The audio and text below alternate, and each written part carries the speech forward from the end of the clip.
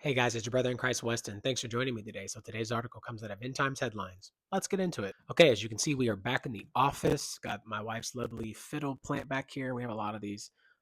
This one's name is Bernice. So say hi to Bernice. Um, so yeah, we are, man. This is something that we talked about a couple of years ago with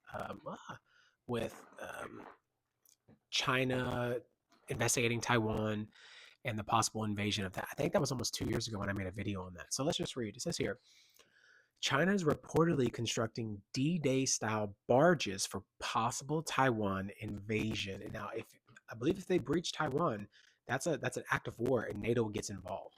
So let's just read. It says here China is reportedly constructing D Day style barges that could be used in the invasion of Taiwan.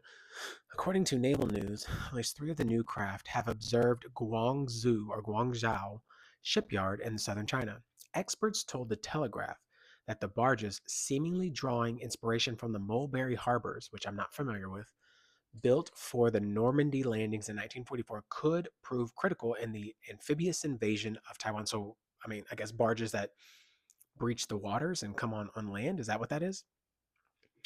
The vessels reportedly feature a bridge that could transport tanks. Yikes. That went south fast. And supplies across unpassable ground onto the island of Taiwan, which China regards as part of its territory. Right. Okay, I get it. Currently, Taiwanese forces have been operating under the assumption that an attack by Chinese People's Liberation Army would have to take place at a handful of strongly defended ports. By allowing China's forces to bypass rocky or soft beaches, okay, so it is by beach, that are unsuitable for heavy vehicles like tanks, the barges would create multiple fronts for an invasion while weakening Taiwanese defenses. China views Taiwan as a part of its territory, even though Taiwan has effectively been independent since 1949. So what? They're 70 years, 70 and some change, 75 years now.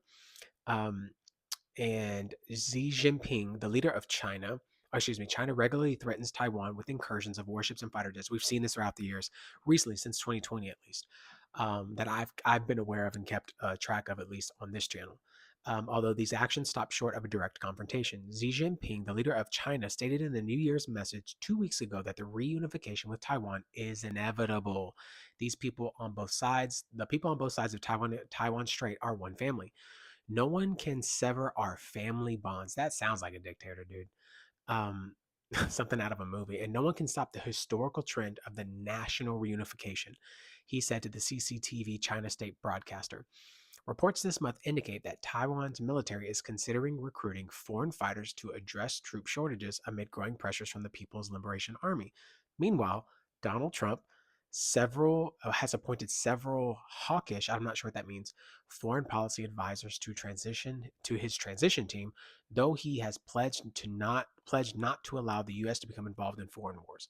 And I get it because we always become involved in foreign wars, and it's the US seems to make it our job that since we are like the superpower, um, that anybody who's not like us, obviously that's NATO or something like that, somehow maybe NATO or maybe not.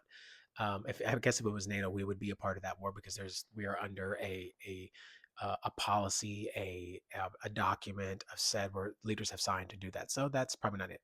But certain wars, I guess, depending on whoever that is, would be involved where the US has to get involved because maybe it's for our adversaries to not gain power.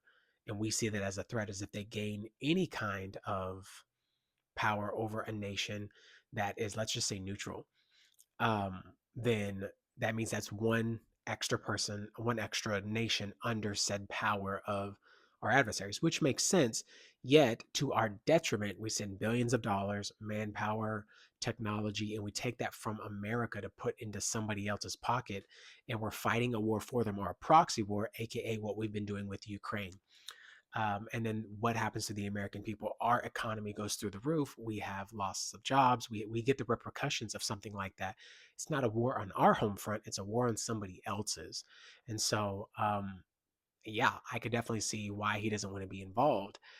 because he's trying to protect the home, trying to strengthen defenses at home. Whereas the current administration, I'm not even going to say his administration, however, that's worked in previous administrations, have helped maybe to such a degree that it's actually hurt us. And I've mentioned that before. We've helped Ukraine so much that it has been such a detriment to us. How do you send billions and billions of dollars there and make that money and print that money, but you can't send it to the American people? Is wild to solve your own issues, right?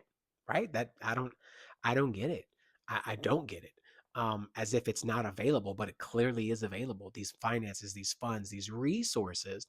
But once you deplete those resources, I've mentioned this before, once you deplete those resources, I've talked about Russia and China being the superpowers to team up to come against NATO, aka come against pretty much the US.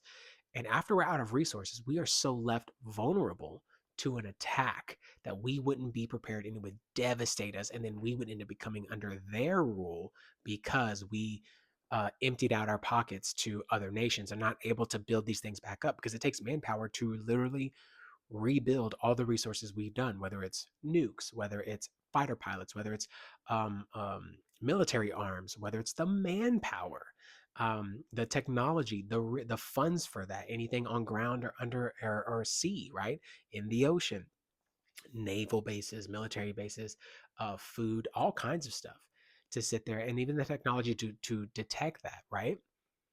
It just, yeah, I could totally see why he wants to not do that because he probably obviously knows more than we do.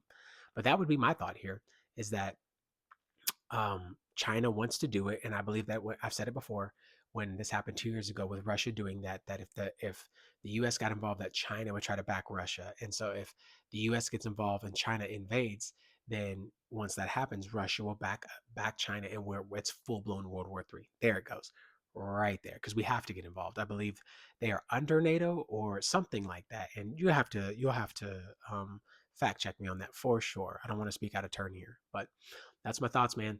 Um, yeah, I don't know what's going to happen, but it wouldn't surprise me when somebody says, speaking as if the reunification is going to happen and it's inevitable. Use language like that. That means that it's going to happen whether you like it or not, because under my rule, it will happen. And it is a great historical national reunification, and no one can stop our family from coming back together. It sounds like an evil villain from a movie, like no joke. So anyways, guys, that's the video. If you like the video, be sure to like the video. If you want to see more, be sure to subscribe. It really does help me. I'm trying to get to 1,000 subscribers. One day get monetized on here. And that is my goal, at least for this year. I appreciate everybody who's commented, everybody who takes the time to watch these videos in my little corner of YouTube. I am a nobody of nobodies, and I'm grateful that anybody would watch my content. Thank you so much. Let me know what you think about this in the comments below. I'll see you in the next one.